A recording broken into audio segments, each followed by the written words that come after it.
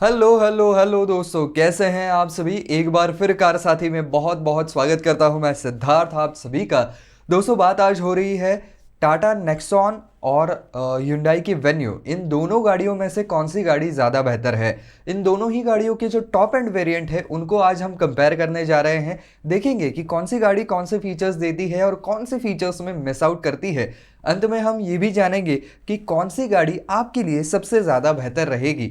लेकिन दोस्तों, आगे बढ़ने से पहले हमेशा की तरह अगर आप इस चैनल पर नए हैं, अब तक आपने सब्सक्राइब नहीं किया हुआ है, तो दोस्तों चैनल को ज़रूर सब्सक्राइब कर दें। अगर आपको ऐसे ही दो गाड़ियों की कंपैरिजन देखनी है, उनके रिव्यूज जानने हैं, उनके फीचर्स के बारे में जानना है, टेक्निकल वीडियोस देखने हैं कार से रिलेटेड, तो दोस्तों बिल्कुल सही जगह पर आप आए हुए हैं। चैनल को ज़रूर सब्सक्राइब कर दें। तो चलिए दोस्तों शुरू करते हैं। तो दोस्तों, सबसे पहले मैं आपको बता दूं कि इन दोनों गाड़ियों के जो डीजल वेरिएंट्स हैं उनको मैं यहाँ पर कंपेयर करने जा रहा हूँ। तो इन दोनों ही गाड़ियों के कौन से वेरिएंट्स मैंने चूज़ किए हैं वो मैं आपको बता दूं। तो Hyundai वेन्यू के लिए SX ऑप्शनल डीजल स्पोर्ट जो वेरिएंट है वो मैंने यहाँ पर चुना हुआ है। ये मैनुअल के साथ आता है। और यहाँ पर प्रॉब्लम ये है कि Hyundai के अंदर वेन्यू के जो डीजल वाले इंजन हैं उनके अंदर ऑटोमेटिक का ऑप्शन या IMT का ऑप्शन जो है वो देखने को नहीं मिल रहा है, क्योंकि ये डीजल का टॉप एंड वेरिएंट है। लेकिन इसके अंदर भी आपको ऑटोमेटिक का ऑप्शन नहीं है।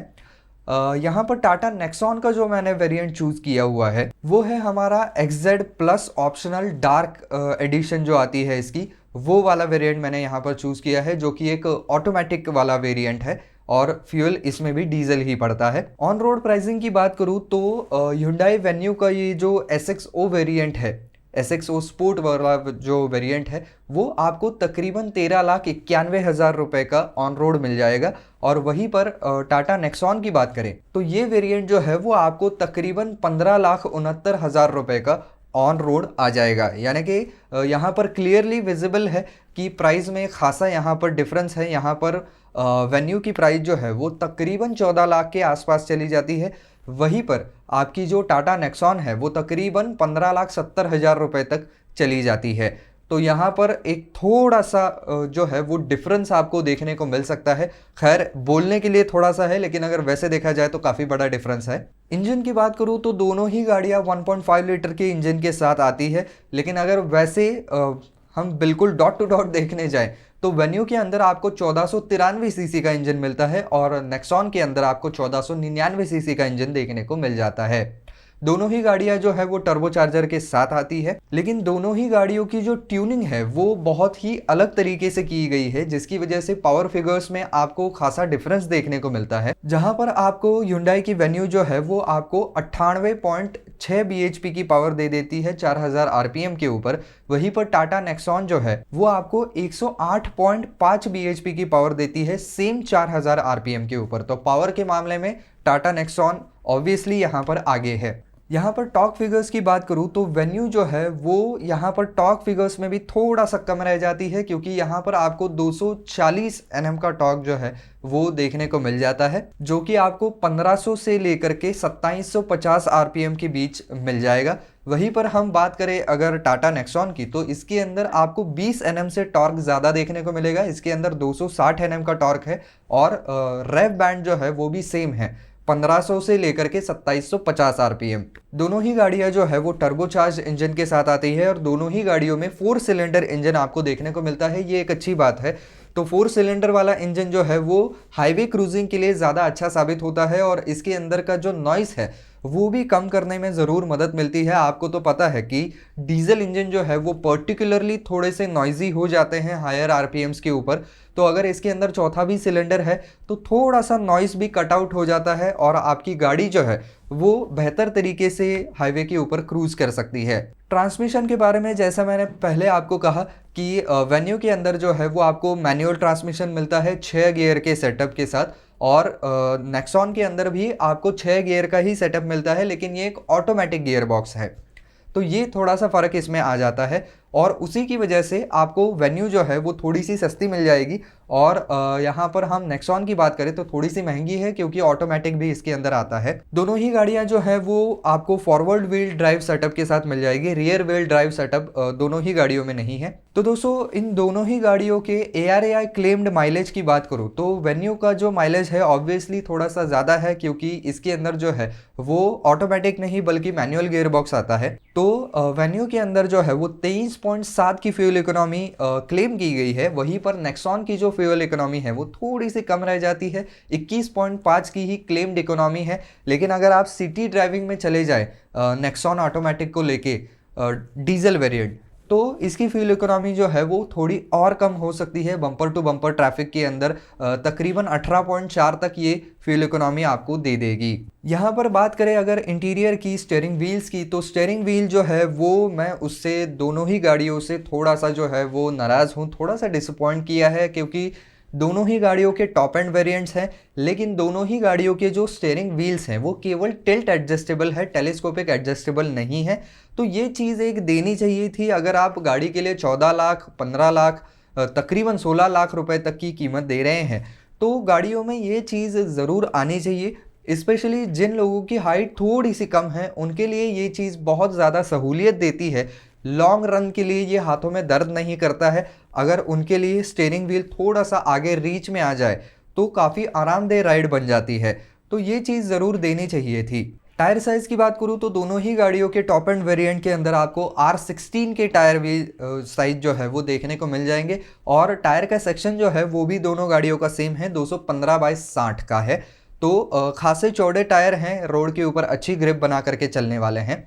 लेकिन अगेन यहाँ पर भले ही गाड़ी के ऊपर जो लगे हुए टायर्स हैं उनके अंदर अलॉयज आते हैं, लेकिन जो स्पेयर व्हील आता है वो दोनों ही गाड़ियों का स्टील रिम के साथ ही आता है। तो ऐसी बहुत सी कंपनियां हैं जो कि अपने स्पेयर व्हील्स जो है वो भी अलॉय व्हील के साथ ही देते हैं, अलॉयज के साथ ही देते हैं। लेकिन कुछ कंपनियां ऐसी हैं जो कि अपने टॉप एंड वेरिएंट में भी स्पेयर व्हील जो है वो स्टील रिम के साथ देते हैं। एक और चीज़ जो यहाँ पर वेन्यू को थोड़ा सा पीछे लेती है वो ये है कि इसके अंदर केवल रेडियल टाइप के टायर आते हैं, वहीं पर नेक्सॉन के अंदर आपको ट्यूबलेस रेडियल देखने को मिल जाएंगे। यहाँ पर हम अगर लेंथ वाइज बात करने जाए तो यहाँ पर वेन्यू जो है वो थोड़ी सी लेंथ में ज़्यादा है, 3995 मिलीमीटर की लेंथ आपको वेन्यू के अंदर मिलती है, वहीं पर नेक्सॉन जो है वो केवल 2 मिलीमीटर से कम है, 3993 मिलीमीटर की लेंथ जो है वो आपको नेक्सॉन के अंदर देखने को मिलती है। लेकिन विड्थ के मामले में यहाँ पर वेन्यू जो है वो कोसों पीछे रह जाती है। तो 1770 मिलीमीटर की विड्थ आपको वेन्यू के अंदर देखने को मिलती है, वहीं पर 1811 मिलीमीटर की विड्थ जो है वो नेक्सॉन के अंदर देखने को मिलती है। तो क्लियरली नेक्सॉन जो है वो ज़्यादा चौड़ी है गाड़ी, और उसका डायरेक्टली मीनिंग ये होता है कि ये गाड़ी जो है वो अंदर से ज़्यादा आपके लिए स्पेशियस बनने वाली है। यानी कि लास्ट रो में अगर 3 पैसेंजर भी बैठ जाए तो वो थोड़े से और आराम से बैठ सकते हैं वेन्यू के मुकाबले, क्योंकि आखिरकार विड्थ मैटर करती है। भले ही आप आपके डोर पैनल जो है उनको पतला कर दीजिए या आप सीट को जो है वो ज़्यादा चौड़ा रखिए, लेकिन फिर भी अगर मूलतः यहाँ पर गाड़ी ही चौड़ी है तो उसके अंदर स्पेस आपको मिलनी ही मिलनी है। हाइट के मामले में लगभग दोनों गाड़ियां बिल्कुल सेम है, 1605 मिलीमीटर की हाइट वेन्यू के अंदर, 1606 मिलीमीटर की हाइट नेक्सॉन के अंदर। तो यहाँ पर ज़्यादा फर्क है नहीं। ग्राउंड क्लियरेंस के मामले में यहाँ पर अगेन वेन्यू थोड़ी सी कम पड़ जाती है, 190 मिलीमीटर का ग्राउंड क्लियरेंस वेन्यू के अंदर, 205 मिलीमीटर का ग्राउंड क्लियरेंस आपको नेक्सॉन के अंदर देखने को मिलता है। यहाँ पर बात करें अगर व्हील बेस की तो यहाँ पर भी दोनों गाड़ियाँ लगभग सेम है, 2500 मिलीमीटर का व्हील बेस आपको वेन्यू के अंदर देखने को मिलता है, वहीं पर नेक्सॉन के अंदर बस 2 मिलीमीटर कम है, 2498 मिलीमीटर का व्हील बेस जो है वो आपको नेक्सॉन के अंदर देखने को मिलता है। बूट स्पेस के मामले में भी दोनों गाड़ियां बिल्कुल बराबरी में है, 350 लीटर की बूट स्पेस दोनों ही गाड़ियों में मिलती है। तो यहाँ पर बाकी जो कंफर्ट एंड कन्वीनियंस के फीचर है, जैसे कि यहाँ पर पावर विंडोज़ या पावर स्टीयरिंग, ये सारी चीज़ें तो दोनों ही गाड़ियों में आती है। लेकिन एक चीज़ ये है कि वेन्यू के अंदर जो है वो आपको पावर बूट भी मिलता है, यानी कि वो की से जो आप बटन दबा करके बूट लिड रिलीज करते हैं वो दोनों ही गाड़ियों में है। लेकिन वेन्यू के अंदर आपको अलग से एक बटन भी दिया जाता है गाड़ी के अंदर, जिसको दबा करके आप बूट को खोल सकते हैं। वो चीज़ आपको नेक्सॉन के अंदर नहीं मिलती है। बाकी दोनों ही गाड़ियों में जो है वो ऑटोमेटिक क्लाइमेट कंट्रोल देखने को मिल जाता है। रिमोट ट्रंक ओपनर भी दोनों गाड़ियों में है। इसके अलावा फिर लो फ्यूल लाइट, इसी के साथ साथ ट्रंक में लाइट भी दिया गया है दोनों ही गाड़ियों में। एक्सेसरीज के पावर आउटलेट जो है वो भी दोनों गाड़ियों में आपको मिल जाते हैं। लेकिन नेक्सॉन के अंदर जो है वो आप रिमोटली गाड़ी के लाइट्स भी टर्न ऑन या ऑफ कर सकते हैं और गाड़ी का हॉर्न भी बजवा सकते हैं। तो ये एक फीचर आपको वेन्यू के अंदर नहीं मिलता है। वैनिटी मिरर वाला फीचर जो है वो वहाँ पर वेन्यू के अंदर है, लेकिन नेक्सॉन के अंदर नहीं है। यहाँ पर दोनों ही गाड़ियों में आपको रेयर में भी आर्मरेस्ट ज़रूर मिल जाता है, लेकिन यहाँ पर नेक्सॉन के अंदर जो है वो फ्रंट के जो सीट बेल्ट्स हैं वो हाइट एडजस्टेबल है, जो कि वेन्यू के अंदर नहीं है। जो लोग थोड़े से ऊंचे कद के हैं या जो लोग थोड़े से शॉर्ट हैं, उनके लिए ये हाइट एडजस्टेबल जो सीट बेल्ट्स है वो बहुत अच्छी तरीके से काम में आते हैं। वरना जो लोग शॉर्ट है हाइट में, उनके यहाँ तक आ जाता है सीट बेल्ट, तो ये बहुत ज़्यादा तकलीफ देता है। और जो लोग बहुत ऊंचे हैं हाइट में, उनके ये हाथ को हिंडर करता है, जिसकी वजह से ये हाइट एडजस्टेबल अगर हैं तो ज़्यादा सहूलियत देते हैं। दोनों ही गाड़ियों में आपको कप होल्डर्स फ्रंट में और बैक में मिलेंगे। रियर में एसी वेंट्स भी मिल जाएंगे। सीट लंबार सपोर्ट भी मिल जाएगा। मल्टी फंक्शन स्टीयरिंग व्हील दोनों ही गाड़ियों में है। इसी के साथ साथ क्रूज कंट्रोल भी दोनों गाड़ियों में मौजूद है। दोनों ही गाड़ियों में रियर पार्किंग सेंसर्स भी आपको मिल जाते हैं। और यहाँ पर बात करें तो नेविगेशन सिस्टम भी दोनों ही गाड़ियों में आती है। लेकिन फाइंड माई कार, इसी के साथ साथ रियल टाइम व्हीकल ट्रैकिंग, ऐसे जो फीचर्स हैं और साथ ही साथ रियर की जो सीट है वो 60-40 स्प्लिट हो जाती है, ये कुछ फीचर्स हैं जो कि सिर्फ आपको नेक्सॉन के अंदर मिलते हैं, वो वेन्यू के अंदर नहीं मिलते हैं। लेकिन दोस्तों फाइंड माई कार और रियल टाइम व्हीकल ट्रैकिंग, ये दो फीचर जो हैं वो आपको केवल नेक्सॉन के अंदर मिलते हैं, वेन्यू के अंदर नहीं मिलते हैं। लेकिन अच्छी बात यह है कि दोनों ही गाड़ियों की जो रियर सीट है वो 60-40 स्प्लिट वाला जो फीचर है वो दोनों गाड़ियों में आता है। लेकिन ये जो कनेक्टेड कार वाले फीचर वगैरह हैं ये वेन्यू के अंदर थोड़े कम देखने को मिलते हैं। स्मार्ट एक्सेस की भी आपको मिल जाती है, यानी कि आपकी की अगर पॉकेट में भी है तो वहाँ पर वो डोर के ऊपर रिक्वेस्ट सेंसर होता है, उसके ऊपर आप अंगूठा लगाएंगे तो दरवाज़ा जो है वो आपको खुल जाएगा। लेकिन उसके लिए चाबी जो है वो आपकी जेब में होनी चाहिए। यहाँ पर इंजन स्टार्ट स्टॉप बटन दोनों गाड़ियों में आता है। ग्लव बॉक्स कूलिंग दोनों गाड़ियों में आता है। बॉटल होल्डर भी दोनों ही गाड़ियों में फ्रंट एंड रियर दोनों में देखने को मिलता है।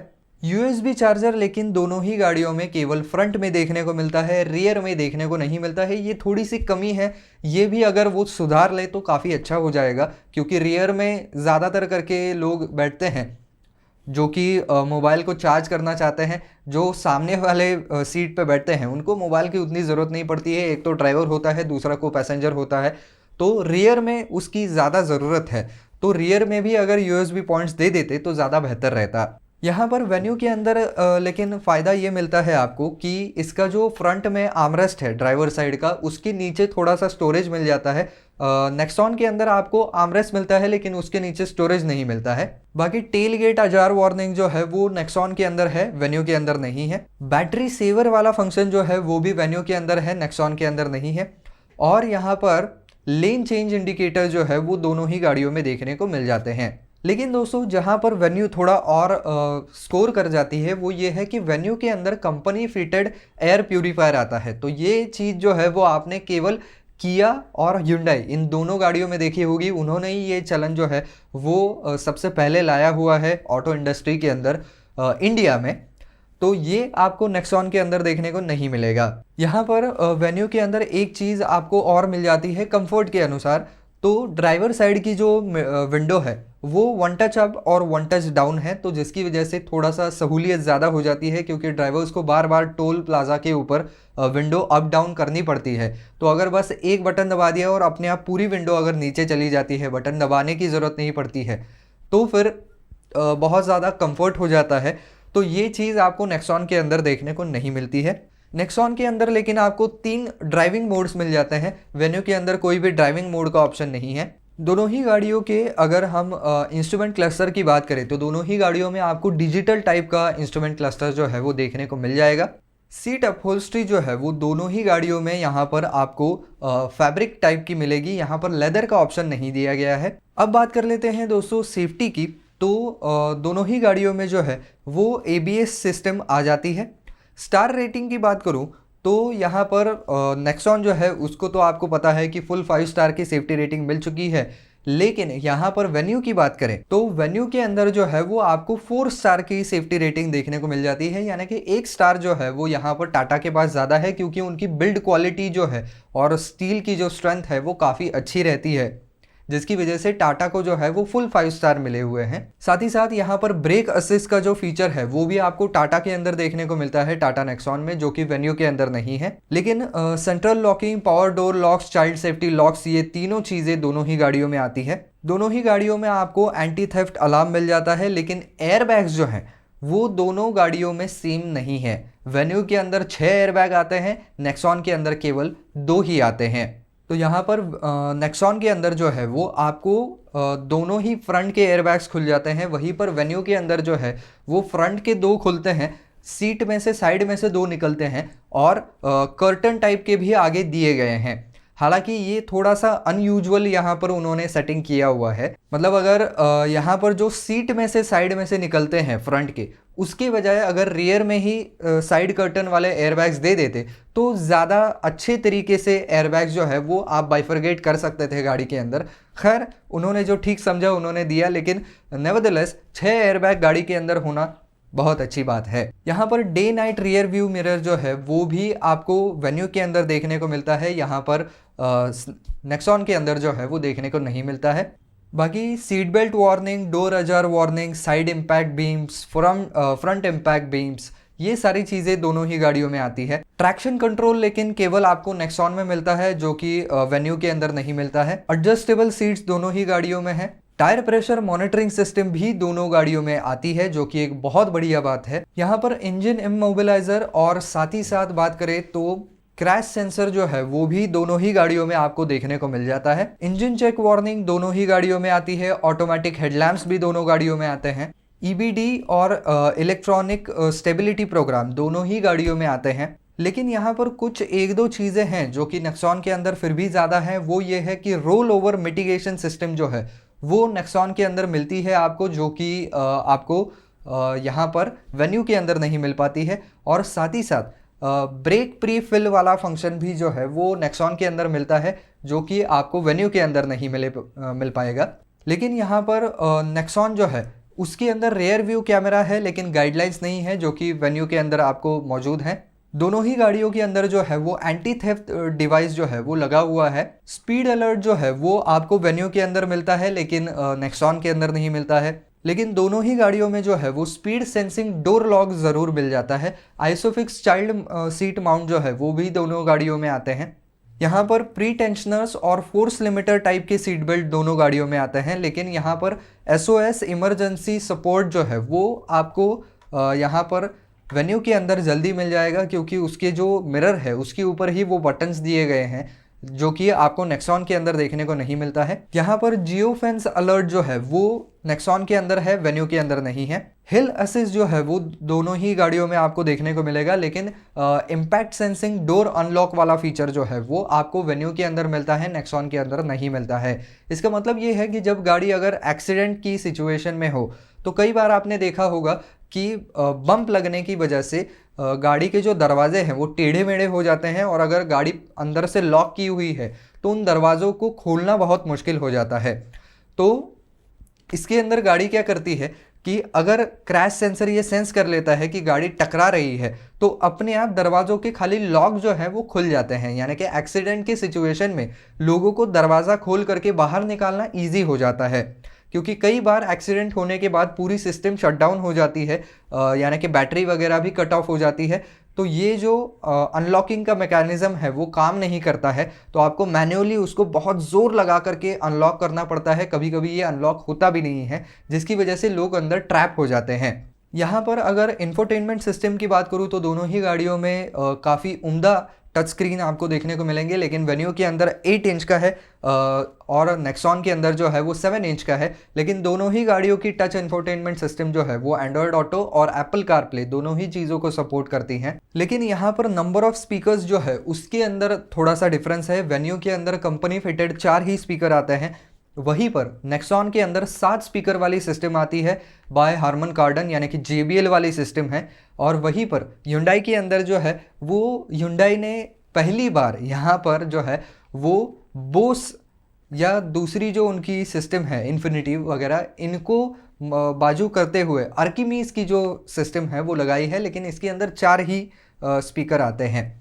साथ ही साथ नेक्सॉन के अंदर फ़ायदा ये है कि इसके जो आयरा वाले फीचर है यानी कि कनेक्टेड कार फीचर्स, वो आपको नेक्सॉन के अंदर देखने को मिलते हैं जो कि वेन्यू के अंदर देखने को नहीं मिलते हैं, क्योंकि कनेक्टेड कार वाले फीचर्स वेन्यू ने दिए हुए ही नहीं हैं। तो दोस्तों ये कुल मिलाकर के यहाँ पर लेखा जोखा है। तो अगर वैसे देखा जाए तो नेक्सॉन के अंदर कुछ चीज़ें ज़रूर कम पड़ जाती हैं। कुछ कंफर्ट फीचर हैं जो कि वेन्यू के अंदर ज़्यादा है, नेक्सॉन के अंदर वो नहीं है। और साथ ही साथ अगर बात करें तो वेन्यू के अंदर एयरबैग्स भी ज़्यादा हैं नेक्सॉन के मुकाबले। नेक्सॉन के अंदर केवल 2 ही एयरबैग्स हैं, लेकिन फिर भी नेक्सॉन के पास जो है वो 5 स्टार की सेफ्टी रेटिंग है, जबकि वेन्यू के पास जो है वो 4 स्टार की ही है। लेकिन फिर भी गाड़ी के अंदर 2 के मुकाबले 6 एयरबैग होना ये कभी भी अच्छी बात है। साथ ही साथ नेक्सॉन के अंदर जो है वो एयर प्यूरीफायर जैसे अच्छे फीचर आपको मिल जाते हैं। इसी के साथ साथ one touch up one touch down driver side power window जो है वो भी वेन्यू के अंदर देखने को मिल जाती है। इसी के साथ साथ बात करें तो यहाँ पर इमरजेंसी एसओएस सर्विसेज जो है वो भी वेन्यू के अंदर देखने को मिलती है। तो इस लिहाज से अगर देखा जाए तो वेन्यू ज़्यादा बेहतर गाड़ी यहाँ पर साबित होती है टाटा नेक्सॉन के मुकाबले। लेकिन अगर आपको एक नेक्सॉन का स्टांस ज़्यादा पसंद है, नेक्सॉन की बिल्ड क्वालिटी पे ज़्यादा भरोसा है और आप नेक्सॉन के कनेक्टेड कार वाले फीचर्स जो हैं वो ज़्यादा अप्रिशिएट करते हैं, तो आप नेक्सॉन के लिए जा सकते हैं। लेकिन अगेन फिर नेक्सॉन जो है वो आपको प्राइस में भी ज़्यादा पड़ने वाली है। वहीं पर वेन्यू जो है वो प्राइस में कम पड़ेगी, लेकिन उसके अंदर केवल मैनुअल का ऑप्शन आएगा, वहाँ पर ऑटोमेटिक का कोई भी ऑप्शन नहीं है। तो अगर आपको ऑटोमेटिक लेनी है तो नेक्सॉन के लिए जाइए। लेकिन अगर ऐसा आपका कोई ख़ास क्राइटेरिया नहीं है कि मुझे ऑटोमेटिक ही चाहिए, तो आपके लिए वेन्यू ज़्यादा सही रहेगी।